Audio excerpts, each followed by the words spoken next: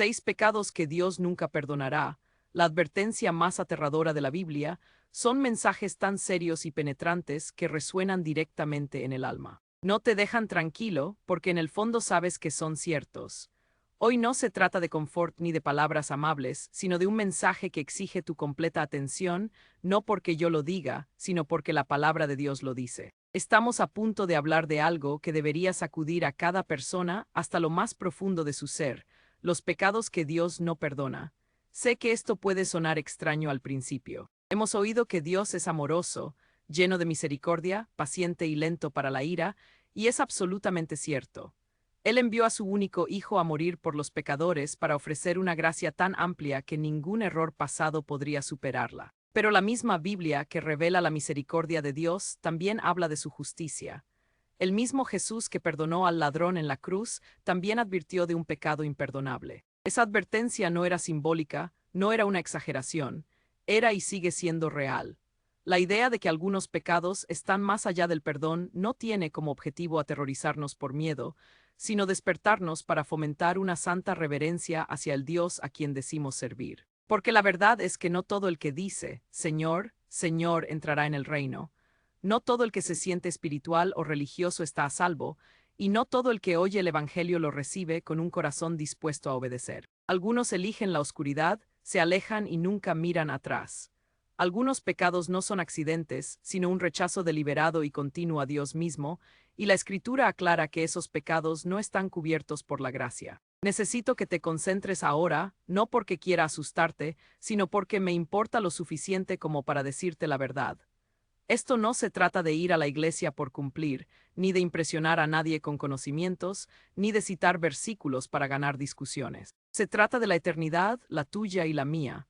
Se trata de un día en que estarás ante un Dios santo y oirás, bien hecho o apártate de mí. En este mensaje vamos a recorrer 6 pecados que, según la Escritura, no se perdonan, no porque Dios carezca de misericordia, sino porque estos pecados rechazan la misericordia por completo. Algunos son obvios, otros están ocultos a simple vista, pero todos tienen un peso eterno y necesitas saber cuáles son, no solo para evitarlos, sino para correr hacia el único que puede salvarnos de ellos. Así que no lo ignores, no asumas que estás bien solo porque vas a la iglesia o porque hiciste una oración hace años.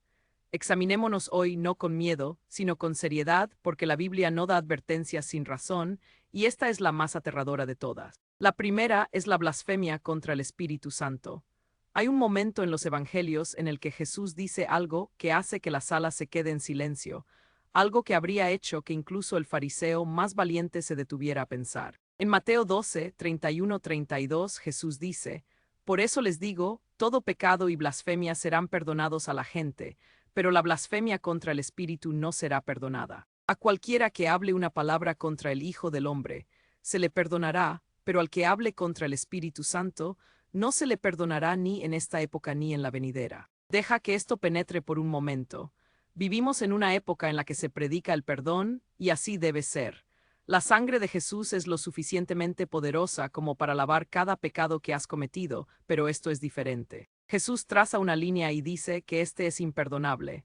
Entonces, ¿qué es la blasfemia contra el Espíritu Santo y por qué es el único pecado que Dios no perdonará? Para entenderlo, necesitamos mirar el contexto. Jesús acababa de realizar un milagro, un hombre ciego y mudo fue llevado a él y Jesús lo sanó al instante. La multitud se asombró, pero los líderes religiosos, los fariseos, acusaron a Jesús de expulsar demonios por el poder de Satanás. Vieron un movimiento claro e innegable de Dios y en lugar de glorificar al Espíritu, lo llamaron maligno. Atribuyeron la obra del Espíritu Santo al diablo. Eso no es solo confusión, no es ignorancia, es un rechazo deliberado y consciente del Espíritu de Dios justo frente a la verdad. La blasfemia contra el Espíritu Santo no es un lapsus, no es un momento de duda. Es una resistencia endurecida y obstinada al Espíritu de Dios, incluso cuando la verdad te está mirando a la cara. Es llamar a la luz oscuridad y a la oscuridad luz. Es ver el poder de Dios en acción y decir, eso no es Dios, es malo. Es la negativa final y fatal a aceptar el testimonio de Dios acerca de su Hijo. Ahora, déjame hablarte directamente. Si te preocupa haber cometido este pecado, eso es en realidad una señal de que no lo has hecho. Las personas que lo cometen no están preocupadas. Sus corazones están endurecidos, más allá de todo sentimiento. Han resistido al Espíritu Santo tantas veces que ya ni siquiera lo escuchan. Han cerrado la puerta tan herméticamente que ni siquiera la convicción puede entrar. Pero aquí está la advertencia: no puedes jugar con el Espíritu Santo. No puedes seguir diciendo no a sus insinuaciones, a su convicción, a su llamado al arrepentimiento y esperar que la puerta permanezca abierta para siempre. Llega un momento en que Dios ya no lucha con una persona, cuando el rechazo se convierte en rebelión y la rebelión se convierte en muerte espiritual. El pecado imperdonable no es imperdonable porque Dios no esté dispuesto, sino porque la persona rechaza la fuente misma del perdón. Es como morir de sed junto a un pozo, pero negarse a beber el agua. El agua está ahí, la gracia está disponible, pero han elegido el orgullo, la ceguera y finalmente, Dios les da lo que quieren. Así que si el Espíritu Santo está tocando tu corazón ahora mismo, no te resistas, no lo ignores, no silencies esa convicción. Corre hacia Él, porque una vez que tu corazón se endurezca lo suficiente, es posible que ni siquiera notes cuando la voz de Dios se queda en silencio. El segundo es tomar la marca de la bestia. Esto viene directamente del libro de Apocalipsis y no es solo una advertencia futura, es una verdad aleccionadora que tiene consecuencias eternas. Apocalipsis 14, 9-11 dice: si alguien adora a la bestia y a su imagen y recibe una marca en la frente o en la mano, él también beberá el vino de la ira de Dios y será atormentado con fuego y azufre en presencia de los santos ángeles y en presencia del Cordero. Son palabras fuertes, finales, que no dejan lugar a la misericordia, el perdón o las segundas oportunidades. Ahora, seamos claros, hay mucho debate sobre qué es realmente la marca de la bestia. ¿Es simbólica, literal, un microchip, un tatuaje, una identificación gubernamental o un sistema de control? Los teólogos han luchado con eso durante generaciones, pero independientemente de la forma que tome, el corazón de esta advertencia no es la tecnología, sino la lealtad. Tomar la marca de la bestia no es un accidente, no es algo en lo que tropezarás sin saberlo. La marca representa una decisión pública y consciente de dar tu lealtad al enemigo de Dios, de ponerse del lado del mal, de adorar a la bestia en lugar del Creador. Es el acto supremo de rebelión en los últimos días, es decirle a Dios: no te pertenezco, pertenezco a otro, y las consecuencias son eternas. La Biblia no dice que estas personas son castigadas por un tiempo y luego perdonadas, dice que están separadas para siempre de la presencia de Dios, porque es imperdonable, porque sella el alma en la rebeldía. Representa un punto sin retorno, una elección tan final y completa que el arrepentimiento ya no es ni siquiera posible. Es una decisión de rechazar a Dios total, pública e irreversiblemente. Algunas personas dicen: bueno, si estoy por aquí en ese momento, simplemente no la tomaré. Pero, amigo, si no puedes defender a Jesús ahora que la persecución es ligera, ¿cómo te defenderás cuando el mundo entero se vuelva contra él? Si estás transigiendo ahora, imagina lo que harás cuando tu supervivencia dependa de ello. La marca no vendrá con luces intermitentes y una etiqueta de advertencia. Vendrá envuelta en engaño, en promesas de paz, seguridad, comodidad y aceptación. Por eso tu fe debe estar arraigada ahora. Por eso debes saber a quién sirves antes de que llegue la presión, porque se acerca el día en que la neutralidad no será una opción. O te pones del lado de Cristo o caes con el mundo, no habrá un punto intermedio. Así que deja que esto sea una advertencia, pero también una llamada de atención. Elige hoy a quién servirás. El mundo puede ofrecer seguridad temporal, pero solo Jesús ofrece vida eterna.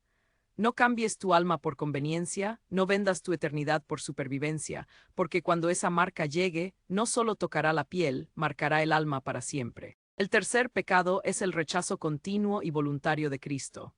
Hebreos 10, 26-27 golpea como un trueno, porque si pecamos voluntariamente después de haber recibido el conocimiento de la verdad, ya no queda más sacrificio por los pecados, sino una terrible expectativa de juicio. Estas no son palabras para pasar por alto.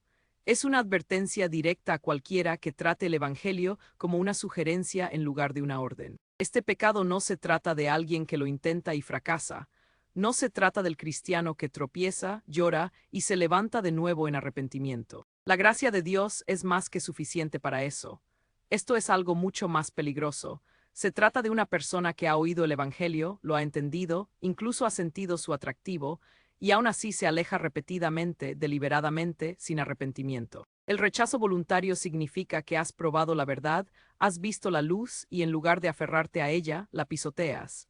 Sigues pecando a sabiendas, no luchando, sino eligiéndolo. Es la versión espiritual de apagar un interruptor y decidir nunca volver a encenderlo. Algunas personas empiezan bien. Van a la iglesia, se emocionan durante la adoración, tal vez incluso responden a una llamada al altar, pero meses o años después, cuando la obediencia se vuelve incómoda, se alejan, y no solo se alejan, sino que lo rechazan con pleno conocimiento de lo que están dejando. Eso es apostasía, es una traición espiritual, y la palabra dice que para quienes cometen este pecado ya no queda más sacrificio. ¿Por qué? Porque han rechazado el único sacrificio que puede salvar. Han apartado la cruz, le han dicho a Jesús, tu sangre no es para mí, y sin la sangre que queda, nada más que juicio. Ahora escucha. No confundas esto con la lucha. Todos fallamos, todos luchamos contra la tentación, pero hay una diferencia entre caer y rebelarse, entre la debilidad y el desafío voluntario, entre la convicción y la indiferencia. Si sientes convicción, significa que Dios todavía te está buscando, que la puerta todavía está abierta. Pero si sigues alejándote de esa convicción día tras día, tu corazón se endurece, la voz se debilita y en poco tiempo, el pecado ya ni siquiera se siente como pecado. Si has estado a la deriva, escucha esto, aún no has ido demasiado lejos, pero un día podría ser el último. Cuanto más rechaces a Cristo, más fácil será permanecer lejos. No esperes un momento más conveniente, el único momento seguro para regresar es ahora. La cruz todavía está abierta, los brazos de Cristo todavía están extendidos, pero un día no lo estarán. El cuarto pecado es el asesinato sin arrepentimiento, el odio del corazón. A primera vista, podrías pensar que este no se aplica a ti. Nunca has quitado una vida, nunca has sostenido un arma con ira, pero Jesús redefinió el asesinato de una manera que nos llega más de cerca de lo que la mayoría de nosotros nos sentimos cómodos. En 1 Juan 3:15 dice, todo aquel que odia a su hermano es un asesino, y ustedes saben que ningún asesino tiene vida eterna en él. Jesús nos lleva más allá de las acciones y a los motivos. En Mateo 5, dice que incluso la ira y el desprecio pueden poner a alguien en peligro de juicio. Eso significa que puedes asesinar a alguien con tus palabras, con tu amargura, con tu rencor silencioso. El asesinato sin arrepentimiento no es solo un acto físico, es un corazón que se niega a dejar ir el odio, es un alma que se alimenta de la venganza, que cuida las heridas y se niega a perdonar. Es Caín levantándose contra Abel una y otra vez cada vez que el odio encuentra un hogar en el corazón humano. Ahora seamos muy claros, Dios ha perdonado a los asesinos. El rey David cometió asesinato y aún así fue llamado un hombre conforme al corazón de Dios. Pablo, sí, el apóstol Pablo, aprobó la muerte de Esteban, pero ¿qué marcó la diferencia? Arrepentimiento, humildad, quebrantamiento ante Dios. El asesinato sin arrepentimiento es una historia diferente. Es cuando alguien se niega a reconocer el peso de su pecado. Es cuando no ve la necesidad de pedir misericordia. Es cuando el corazón se vuelve más frío, más duro y más oscuro hasta que no queda espacio para que la gracia entre. Y para aquellos que piensan que el odio es algo pequeño, Jesús dice lo contrario. Él dice que si odias, ya has cometido asesinato en tu corazón. Ese rencor que tienes, esa amargura que alimentas, ese resentimiento secreto hacia alguien que te hizo daño hace años, podría ser lo mismo que está envenenando tu alma. El perdón no se trata de dejar que otros se salgan con la suya, se trata de liberarte a ti mismo. Cuando te aferras al odio, te encadenas al pasado y a veces, incluso al infierno mismo, porque un corazón lleno de odio no puede llenarse con el amor de Dios al mismo tiempo, y sin su amor no hay vida eterna. Si has lastimado a alguien o si has albergado odio, no esperes otro día. Llévalo a la cruz, confiésalo, déjalo. Deja que Cristo te limpie incluso de las heridas más profundas y los pecados más oscuros, porque el asesinato en el corazón es tan real para Dios como el asesinato con la mano, y a menos que sea llevado a Él con arrepentimiento, puede costarte todo. El quinto pecado es llevar a otros al pecado, especialmente a los inocentes. Hay pocas cosas que enojen más el corazón de Dios que esto. Cuando alguien no solo peca, sino que arrastra a otros con él, especialmente a aquellos que son jóvenes en edad o en fe. Jesús no anduvo con rodeos sobre esto. En Mateo 18:6 dice, pero al que haga tropezar a uno de estos pequeños que creen en mí, más le valdría que le colgaran una gran piedra de molino al cuello y lo ahogaran en lo profundo del mar. Deja que eso penetre. Jesús dice que la muerte por ahogamiento sería mejor que enfrentar lo que Dios ha preparado para alguien que lleva a sus hijos al pecado. La influencia tiene un peso sagrado, ya seas padre, maestro, amigo, líder o simplemente una voz que alguien admira.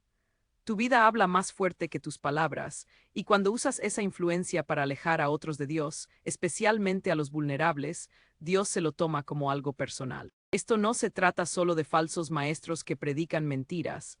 Se trata de personas comunes que normalizan el pecado, que se burlan de la santidad, que presionan a otros para que se comprometan. Es el amigo que dice, vamos, hazlo, todos los demás lo están haciendo.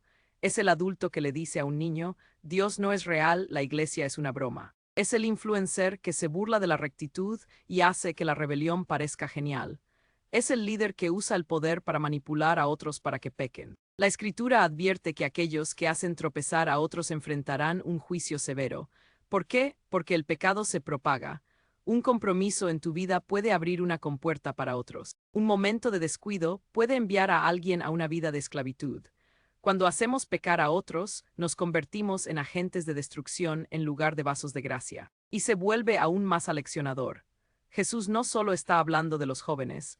Estos pequeños que creen en mí incluye a cualquiera que sea joven en la fe, nuevos creyentes, los espiritualmente vulnerables, aquellos que aún están encontrando su camino. Lastimarlos puede tener consecuencias eternas. Pero aquí está la buena noticia. El arrepentimiento todavía es posible.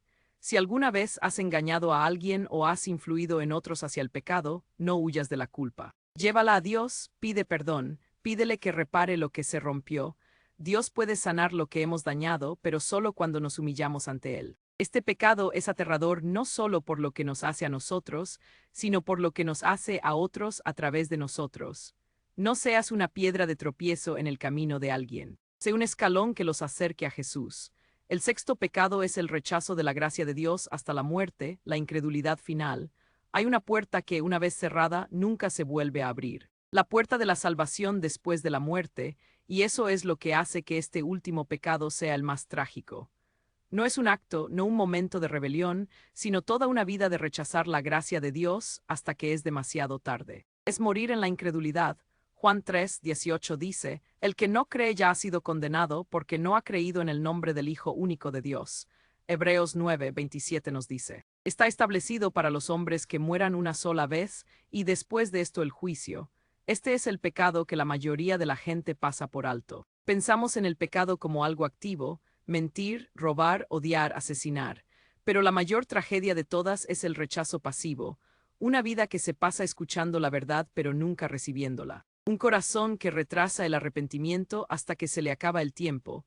Un alma que juega con la eternidad, asumiendo que siempre habrá otra oportunidad. El infierno está lleno de personas que planeaban arrepentirse algún día, que escucharon llamadas al altar, que sintieron la convicción, que sabían que el evangelio era real, pero nunca actuaron. Eligieron el egoísmo sobre la entrega, el orgullo sobre la humildad, la demora sobre la obediencia, y cuando llegó la muerte era demasiado tarde. Este pecado es imperdonable no porque Dios no esté dispuesto a perdonar, sino porque la persona nunca le pidió, nunca creyó, nunca vino, nunca recibió lo que Jesús ya pagó. El regalo se ofreció, pero se dejó sin abrir.